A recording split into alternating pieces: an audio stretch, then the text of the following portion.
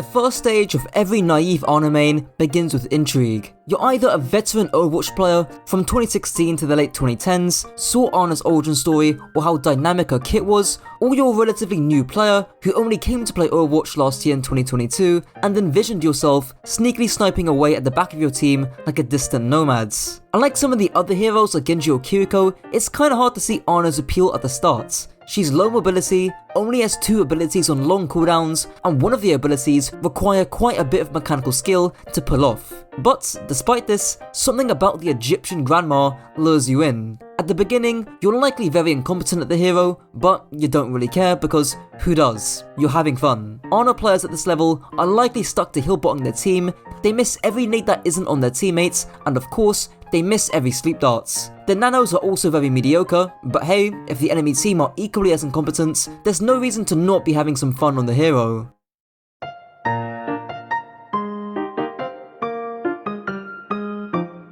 As the Ana player starts to rack up a few more games, even a few more hours on the hero, there's a crucial discovery made, and that is how mechanically demanding and stressful Ana can be. At times, she can be a breeze to play, and at other times, you're fighting for your life trying to desperately heal all your teammates who are all seemingly low HP all the time. At this point, your positioning and especially your mechanics are still garbage. You struggle to find the balance between hip firing and scoping in, you likely want to scope in because it's easier to land shots, but that also makes you more vulnerable to damage, and your awareness is basically non-existent. This anxiety-inducing playstyle in having to land every shot, especially on small, mobile hitboxes like Genji's, just to heal them, can often be too demanding a task for the Ana player to pull off, and as a result, they move on to stage 3.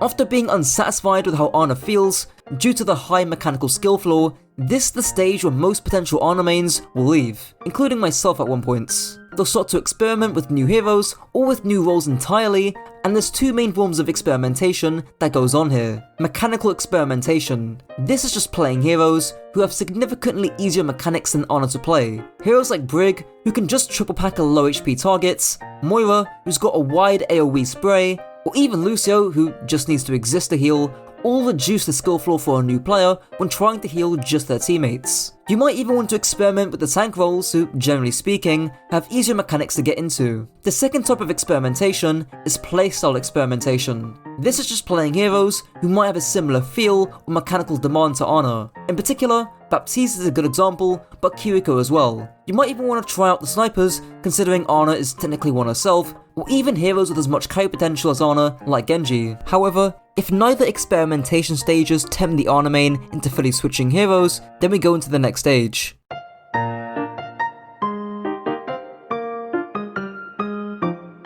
Having tried out a plethora of other heroes, and even seeing success on those heroes, the Ana main is ultimately still unsatisfied, and something about Granny just draws them back in. This time, with a newly founded set of motivation to genuinely want to get better at the hero. The other heroes they played either felt boring and or one-dimensional, even if they got some success on those heroes, or they just straight up felt too difficult to play as they required a completely new playstyle. There's honestly nothing too much more to the return stage, aside from it marking a turning point in the life cycle of an Ana main, not just in the quality of their play, but also in their mentality too when it comes to improving. Speaking of improvements,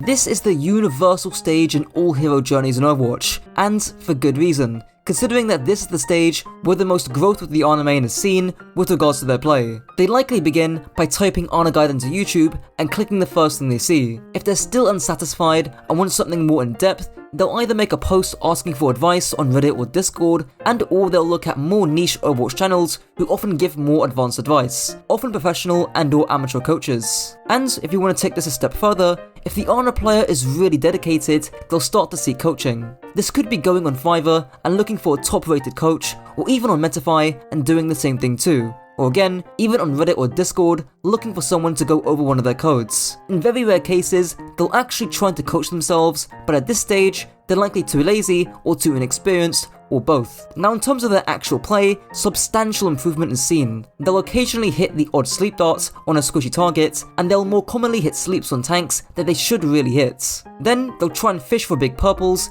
even if their positioning isn't perfect, alongside their mechanics being better too, and their nanos are pretty decent as well, either nano boosting to save a hero on low HP and to revert pressure, or to just run it down main. Maybe they'll also spend some time in workshop aim trainers like Vaxter or JPYHG to improve the consistency of their mechanics, and they'll spend time in Triad Deathmatch trying to duel heroes like Genji and whatnot. Keeping in mind that Ana can 3-shot any squishy in the game, and she can also 2-shot Tracer, it's well worth improving your mechanics to reliably land those shots in game.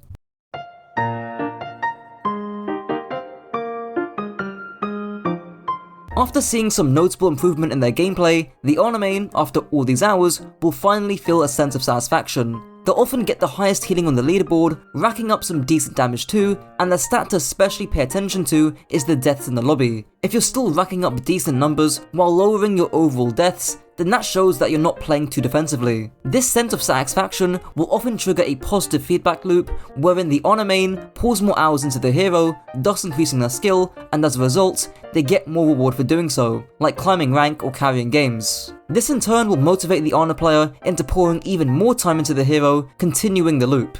As their skill on the hero continues to increase, becoming more competent on the role, they'll maybe start looking to join a team at this point. God forbid, if they're on console, they'll likely join CGL, also known as the Console Gaming League, the biggest third-party tournament system for Overwatch players on console. If they're on PC, they'll likely join their collegiate team or ask around on Discord and Reddit on how to get into a good Overwatch team. But this doesn't come at a cost.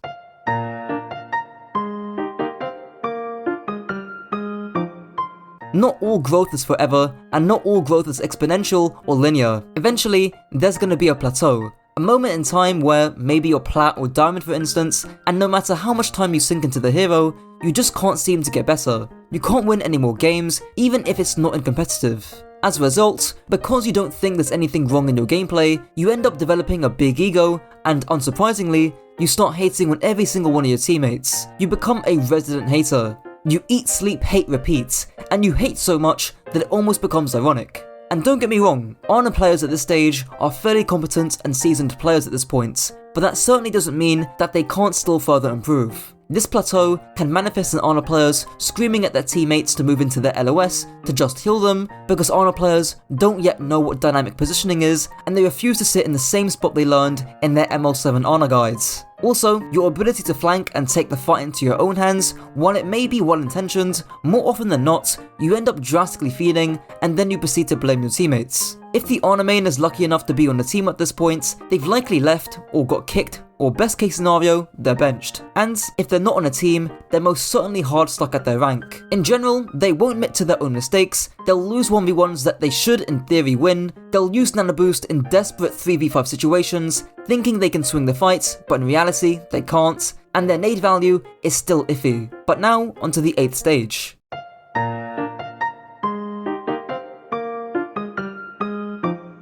As the plateau stage continues, two things happen. There's obviously the build-up of ego mentioned before, but that very same ego gradually dissipates and transforms into anger. Whether it's anger at themselves for not being any better to climb, anger towards their teammates both in ranked and or in team settings, or even anger towards the dev team for how they balanced Ana, despite Ana being quite well balanced. This leads to the Ana player going down one of three paths. They either pour more time into the hero than ever before, eventually becoming a real hard-stuck Ana player around the Diamond to Masters range. The second thing that they might do is look to invest their time into another hero, if they haven't already, to become a more flexible player. Or lastly, they'll take a break from the game altogether. But regardless, either way you go ends up in the penultimate stage.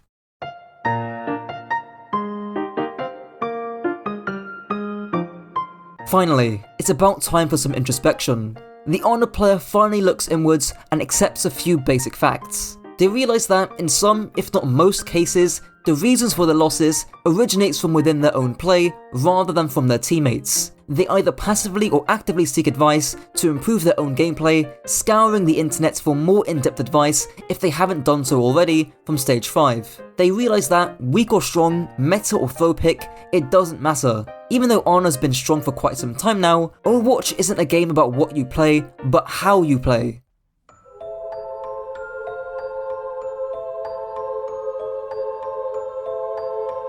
At this stage, the honor main is beyond above average.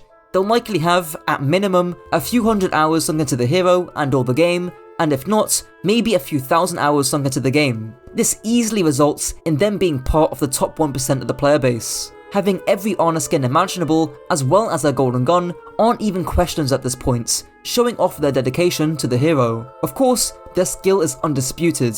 In every single teamfight, the enemy team are always worried about their offhand honor nade that seemingly comes out of nowhere, striking that fine line between carrying and feeding. Of course, they hit insane sleep darts, even against top level players, and now they actually know how to dynamically move with their team. And that's it for the 10 stages of every honor main. Shout out to my tier 2 Patreon and channel member, Broken by 50%, as well as my other members, Nine Socks, Craig, Chris Jones, T-Meg, Resolucio, and Sus Fring. If you guys enjoyed, be sure to subscribe, comment and like, and if you want to see me do another one of these videos, but with a different hero, let me know down below. Until next time.